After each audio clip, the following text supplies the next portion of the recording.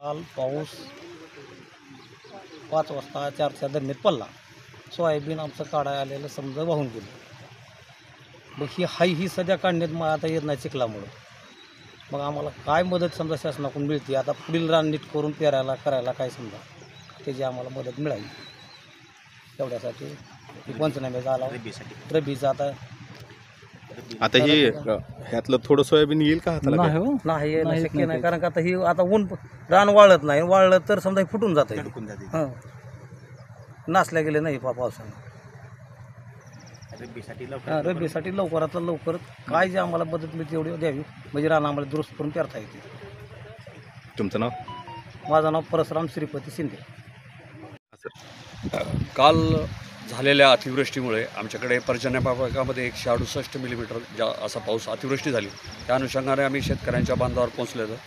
तर मुरुड मंडळाच्या जवळपास 7,786 बाधित शेतकऱ्यांचं नुकसान झालेलं आहे.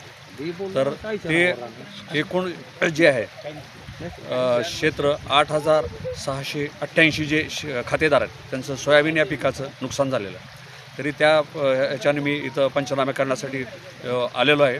शासनाच्या वतीने जे काही मदत शेतकऱ्यांपर्यंत देणार आहेत त्याला लवकरात लवकर तातडीने मिळण्यासाठी जे काही प्रक्रिया आम्ही प्रोसेसमध्ये आहोत आणि पंचनामे करत आहेत. आम्ही युद्ध पातळीवर लवकरात लवकर काम फिनिश करून शासनाला आम्ही प्राथमिक अहवाल लवकरात लवकर सपोर्ट करू, सादर करू. धन्यवाद. सर आपलं नाव? रणजित पानगावकर, तलाठी मुरुड.